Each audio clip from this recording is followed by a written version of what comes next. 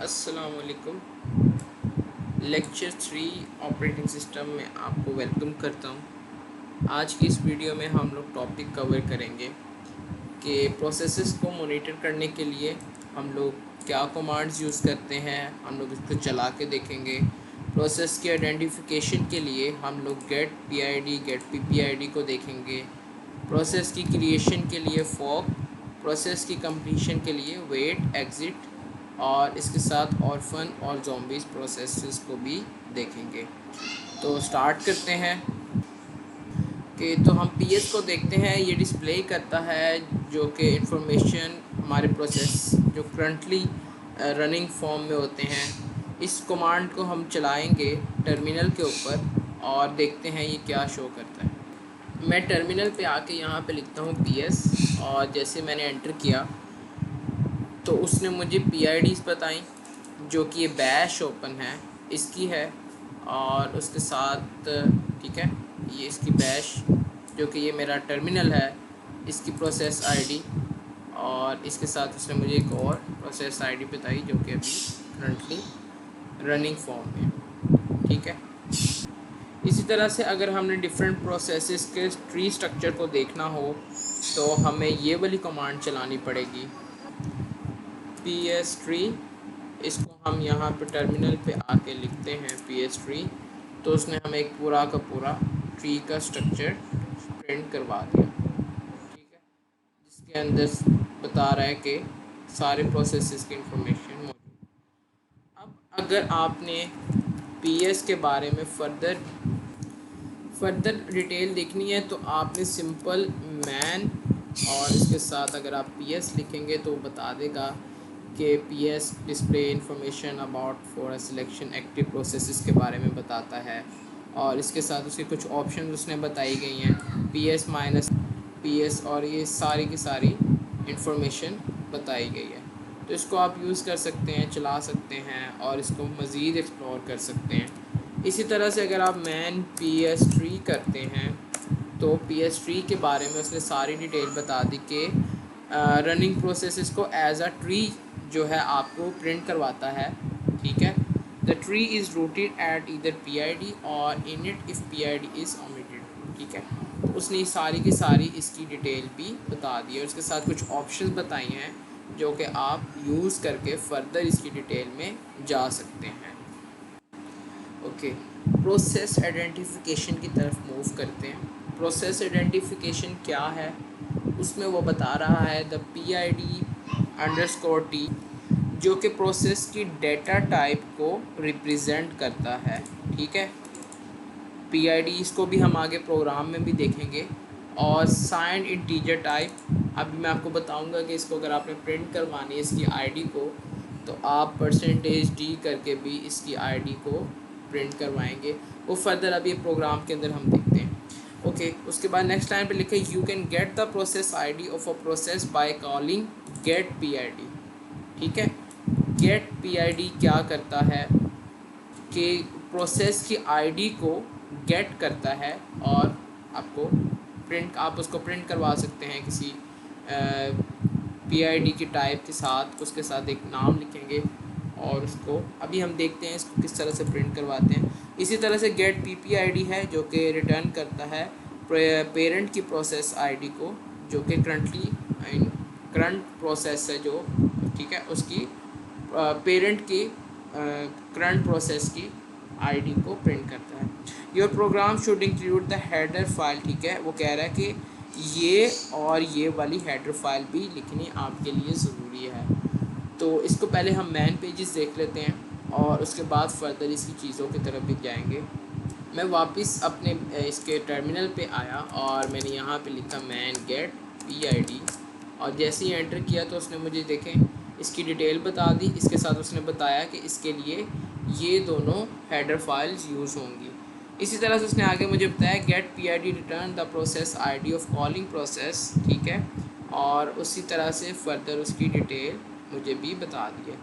तो अगर आप इसकी डिटेल पढ़ना चाहते हैं तो आप इसको पढ़ सकते हैं। इसको मैं क्विट करता हूँ क्यू से और मैन करता हूँ गेट PPID, और इसका मैनुअल पेज ओपन हो चुका है। इसके अंदर वही चीज़ बता रहा है कि it return the process ID of calling process. ये एक गेट पीआईडी का था, मैंने गेट पीपीआईडी का करना था। ठीक है, तो ये एक ही पेज प्रिंट करवा रहे हैं। देखें ऊपर उसने बताया है कि PIDT गेट PID और गेट PPID, ठीक है, इन दोनों का एक ही मैनुअल पेज उसने बनाया। तो इसी तरह से उसने पहले मुझे गेट PID के बारे में बता दिया, उसके बाद उसने मुझे गेट PPID के बारे में बता दिया, ठीक है, कि वो मुझे पेरेंट के प्रोसेस की आईडी रिटर्न करता है। और इसी तरह से ये दो इसके साथ हेडर फाइल्स आपने इंक्लूड करनी है। तो इसको मैं क्विट करता हूँ और फर्दर आगे मूव करते हैं। अब हम बात करते हैं फॉक की, ठीक है, प्रोसेस क्रिएशन की बात करते हैं। प्रोसेस क्रिएशन को यूज़ करने के लिए आपने फॉक का ये वर्ड यूज़ करते हैं, जो कि क्या करता है, एक न्यू प्रोसेस क्रिएट करता है। इसकी वर्किंग क्या है वो भी हम आगे प्रोग्राम में देखेंगे। अभी जस्ट इसका एक ओवरव्यू दे रहा हूँ। अगर तो सक्सेस होती है तो ये दो चीज़ें रिटर्न करता है। Return a value zero in a child process. अगर तो उसने ज़ीरो रिटर्न किया है, ठीक है, तो उसका मतलब चाइल्ड प्रोसेस क्रिएट हो गया है। Return the child process ID in the parent process, ठीक है, एक आईडी रिटर्न करेगा, आप देखेंगे 1432 इस तरह से, जो कि उसकी आईडी को रिप्रेजेंट करता है, ठीक है। Child process ID in parent process, ठीक है, ये child process ID parent process में रिटर्न करता है, ठीक है। On failure return a value -1 in the parent process and no child create, के मतलब कोई चाइल्ड क्रिएट नहीं करता, ठीक है। हम लोग फिर देख लेते हैं। Return a zero in a child process, return the child process ID in the parent process ID, ठीक है, चाइल्ड प्रोसेस आईडी को पेरेंट प्रोसेस आईडी में रिटर्न करता है। तो इसकी फर्दर प्रोग्राम की तरफ चलते हैं, ठीक है। ये प्रोग्राम है हमारे पास लिखा है, इसको चला के देखेंगे और इसको हम लोग अपने टर्मिनल पे जाकर चलाते हैं कि किस तरह से वर्किंग करता है। तो आपने देखा मेरे पास मैंने इसके अंदर टाइप कर लिया और इसके साथ मैंने आपको इंटीजर मेन और इसके अंदर आके सबसे पहले मैंने सिंपल एक हेलो वर्ड किया है। उसके बाद मैंने एक फॉक के नाम से ये फॉक कॉल किया है। और अभी मैंने आपको बताया था कि डाटा टाइप जिस तरह से इंटीजर की हमने पढ़ी, फ्लोटिंग की पढ़ी, प्रोसेस को रिटर्न करवाने के लिए हम लोग ये PID और इसके साथ ये _t यूज़ करते हैं, ठीक है, और इसके साथ रिज़ल्ट है, ठीक है। और इसको अगर मैंने प्रिंट करवाना है रिज़ल्ट को, तो ये बेसिकली रिटर्न करता है इंटीजर के अंदर, इंटीजर वैल्यू होती है पॉजिटिव इंटीजर वैल्यू। तो आप इस सिंपल %d लगा के इस वैल्यू को प्रिंट करवा सकते हैं कि फॉक क्या क्या रिटर्न कर रहा है, ठीक है। तो ये रिज़ल्ट में आएगा, ठीक है, ये दो वैल्यूज़ रिटर्न करता है। अगर ऑन सक्सेस, ऑन फेलियर ये -1 रिटर्न करता है। तो मैंने रिज़ल्ट के अंदर इसकी वैल्यू गेट कर ली और उसके बाद इसको प्रिंट करवा दिया। और ये भी मैंने साथ बता दिया, I am after forking, I am process, I am parent process. Get PPID का भी आपको बताया था, गेट PID का बताया था। आइए इस प्रोग्राम को चला के भी देखते हैं। तो मेरा ये प्रोग्राम पड़ा है CD लैब 4 के अंदर। मैंने लैब 4 के नाम से एक डायरेक्टरी बनाई थी, आपको अगर मैं दिखा दूँ तो ये होम से आगे लैब 4 है और ये मैंने सारे टास्क इसके अंदर बनाए हैं।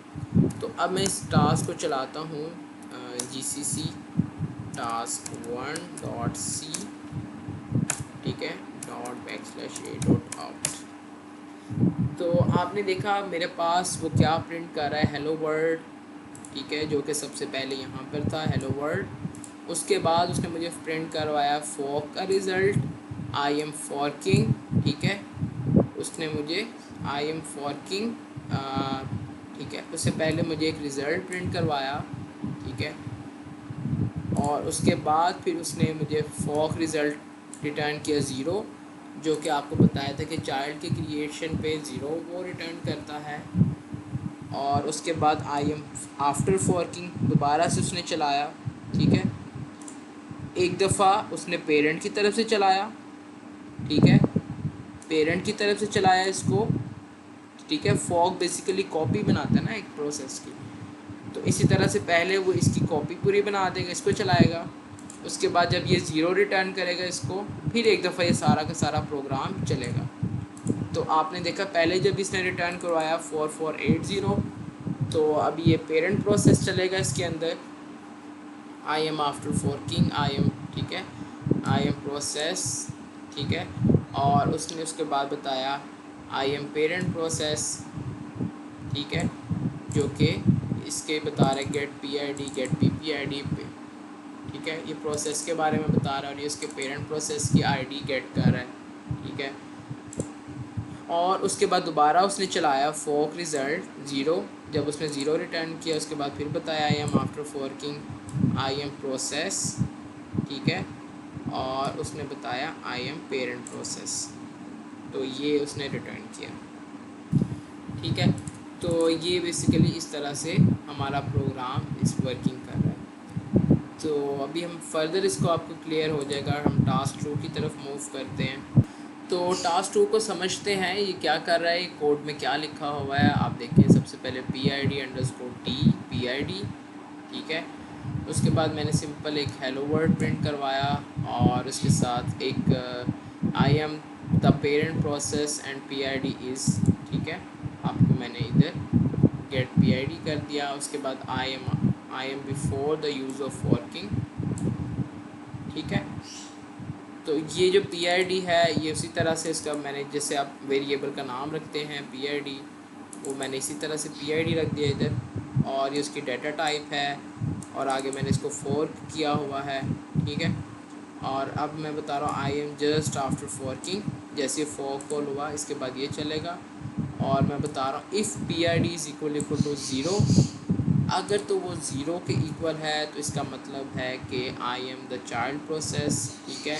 एंड PID इज़, आगे मैंने गेट PID कॉल करवाया, मतलब इसको रिटर्न कर रहा है गेट PID, ठीक है, जो कि प्रोसेस की आईडी को रिटर्न करता है। उसके बाद वो पेरेंट के प्रोसेस में आता है और PID is greater than zero, अगर तो ज़ीरो से बड़ा है, ठीक है। फॉक का जो रिज़ल्ट आया है अगर वो ज़ीरो से बड़ा आता है, कोई वैल्यू आती है, कोई आईडी आती है, तो इसका मतलब है कि I am the parent process and PID is, आगे उसकी प्रोसेस आईडी रिटर्न कर देगा। Else if PID is equal to -1, तो इसका मतलब है कि आपका फोर्क नहीं चला, उसमें एरर आ गया, ठीक है। तो इसी तरह से जब भी हम, आपको पता है कि फॉक कॉल होता है वो अपने नीचे वाले प्रोग्राम की कॉपी जनरेट करता है, ठीक है। और उसके ऊपर मैंने चेक्स लगाए हैं, अगर इक्वल टू ज़ीरो है तो इसमें आ जाए, अगर ग्रेटर दैन ज़ीरो है तो इसमें आ जाए। तो आइए चलते हैं इसकी एग्जीक्यूशन की तरफ। तो मैं इसकी एग्जीक्यूशन करता हूँ, ओके। तो सबसे पहले उसी तरह से हेलो वर्ड प्रिंट किया आई एम द पेरेंट प्रोसेस, ठीक है। हेलो वर्ड प्रिंट किया आई am the parent process and PID उसने दी जो भी प्रोसेस की आईडी थी। Hair I M before the use of working, ठीक है। Hair I M before the use of working, ये तो था फॉक कॉल करने से पहले का जो भी लिखा हुआ। अब हम चलते हैं फॉक कॉल करने के बाद का। Here I am just after forking, जैसे मैंने फॉक कॉल किया, ये फॉक कॉल किया और उसके बाद ये है आ जाएगा here I am just after forking. अब ये डिसाइड करता है कि पहले इसमें वैल्यू आई है पेरेंट की आई है, ये चाइल्ड की आई है। तो मेरे केस में हम देखेंगे तो यहाँ पर पहले पेरेंट की बारी आई है, पेरेंट चल रहा है। आई am the parent process and PID is 4533, ठीक है। और उसने उसके बाद hair I am just after working, ठीक है। उसने पहले ये चलाया आई एम द पेरेंट प्रोसेस, क्योंकि उसका भी ज़ीरो नहीं आया था PID के अंदर, तो इसलिए उसने ये वाला इफ़ वाला चेक नहीं चलाया। उसने ये चलाया और दोबारा से फॉक ने जब ज़ीरो रिटर्न किया, ठीक है, उसके बाद ये लाइन चलेगी, ठीक है, hair I am just after the forking. और उसके बाद आई am the child process and PID is, आगे उसने उसकी प्रोसेस ID बताई है। Hair I am just after the working and I am child process and PID is 4534। ठीक है, आप इन दोनों का डिफरेंस भी देख सकते हैं। 4533 आई है हमारे पास पेरेंट के प्रोसेस की आईडी, और उसके चाइल्ड की आईडी है उससे नेक्स्ट वाली 4534, जो कि हमारे पास उसके चाइल्ड की आईडी आ रही है। ठीक है, तो अब हम आ गए हैं प्रोसेस कंप्लीशन की तरफ। ये बेसिकली क्या है, हमें इसका पहले पता होना ज़रूरी है ताकि हम आगे इसमें कोई काम करके दिखा सकें।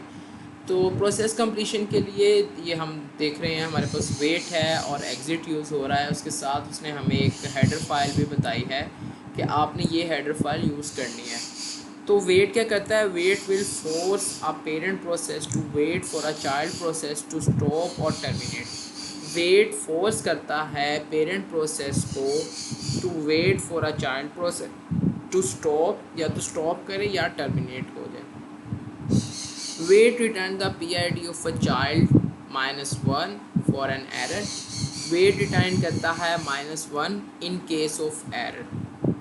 ठीक है, ठीक है, और the exit status of child is return to status. ठीक है, तो अब हम बात करते हैं एग्जिट की। एग्जिट क्या करता है, टर्मिनेट कर देता है the process which call this function and return the exit status value. ठीक है, तो ये दोनों फंक्शन हम यूज़ करेंगे, और किस केस में यूज़ करते हैं आगे चलते हैं। ओके, तो अब मेरे पास इस प्रोग्राम के अंदर आप देखेंगे कि मैंने एक कुछ हेडर फाइल्स इंक्लूड किए हैं। फॉक के लिए हम लोग ये यूज़ करते हैं, और वेट वगैरह का लिए मैंने ये हेडर फाइल यूज़ किया है। अगर इसकी कोई डिटेल देखनी है तो आप उसको मैन भी कर सकते हैं। अभी प्रोग्राम तो चल गया है, मैन वेट करेंगे तो आप देखेंगे इसके पास, मेरे पास वेट की सारी इन्फॉर्मेशन आ गई है। तो मैं आप इधर से रीड आउट कर सकते हैं, कोई भी आपको कन्फ्यूजन है वेट के अंदर तो, और उसकी हेडर फाइल्स बताई गई हैं तो आप वहाँ से देख सकते हैं। इसी तरह से मेन के अंदर आते हैं, और ये एक उसने PID का के साथ जिस तरह से मैंने डेटा टाइप्स डिफ़ाइन की थी, और एक इंटीजर का स्टेटस है जो कि एक सिंपल वेरिएबल है, और ये हेलो वर्ड प्रिंट करवा रहा है फॉक कॉल करने से पहले। ठीक है, और इसी तरह से आप देखेंगे चेक फॉर एरर कि अगर PID इज लेस दैन 0 -1 आ जाए रिटर्न करे फॉक, तो एरर का आपको प्रिंट करवा दें। ठीक है, अदरवाइज़ वो क्या करे, चाइल्ड के अंदर आए, और अगर तो चाइल्ड चल रहा है तो ये प्रिंट करवा दे, अगर पेरेंट चल रहा है तो ये प्रिंट करवा दे। ये हम पहले पढ़ चुके हैं। अब इसमें एडिशनल चीज़ क्या है जो कि मैं ऐड कर रहा हूँ, वो है वेट, जिसके अंदर मैं इस स्टेटस को पास कर रहा हूँ। ठीक है, स्टेटस को पास किया है एंड % के साथ। ठीक है, ठीक है, तो और इसके साथ मैंने लिखा हुआ है parent waits for a child to finish. ये पेरेंट है जो कि इंतज़ार कर रहा है कि चाइल्ड पहले फिनिश करे। ठीक है, ठीक है, और अब इसको मैं चला के देखता हूँ। तो जैसे मैंने इस प्रोग्राम को चलाया तो आपने देखा कि पहले चला I am the child process and then I am the parent process. तो बेसिकली ये वेट के कमांड हम लोग इसीलिए यूज़ करते हैं। ठीक है, आगे आप देखेंगे एक से ज़्यादा फॉक कॉल करना है। ठीक है, और फर्दर चाइल्ड्स का और क्या डिटेल है वो हम आगे जाके भी देखेंगे। अभी फ़िलहाल इतना ही है, और इससे नेक्स्ट चलते हैं हम ऑर्फन की तरफ।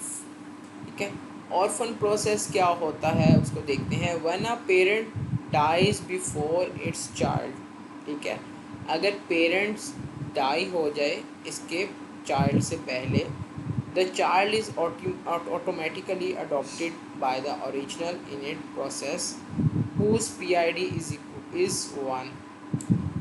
ठीक है, to illustrate the insert a sleep statement into the child code।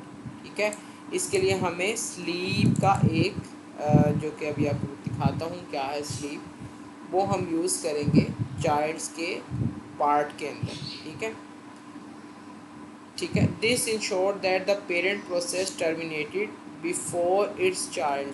ठीक है, पेरेंट पहले टर्मिनेट हो जाए चाइल्ड से। तो ये इसी तरह से इसका कोड है, आपके सामने गिवन है। इसको मैं टर्मिनल पर चला के दिखाऊंगा और ताकि आपको मज़ीद क्लियर हो जाए कि जो इसने लिखा है क्या वाकई इम्प्लीमेंट भी होता है या नहीं। अच्छा, स्लीप की कमांड है जो कि इंतज़ार करती है, ठीक है। उसने कहा है ना कि parents die before its child, और उसने कहा था कि आपने स्लीप की कमांड चाइल्ड्स के कोड में यूज़ करनी है। स्लीप की कमांड इंतज़ार करवाती है, ठीक है। और इसके अंदर आप कोई ना कोई वैल्यू पास करते हो, 4, 5 और जो भी आपका वैल्यू होती है, तो उस मिली सेकेंड या सेकेंड के लिहाज से वो आपको वेट करवाती है पेरेंट को, जिससे वो पहले डाई हो जाता है और उसका चाइल्ड रह जाता है। तो इस केस को हम ऑर्फन केस कहते हैं, मतलब ऑर्फन प्रोसेस कहते हैं इस प्रोसेस को। तो इसको एग्जीक्यूट करके देखते हैं ताकि मज़ीद क्लियर हो जाए। ये मैंने यहाँ पर कोड लिखा है, आप लोग देख सकते हैं, ठीक है।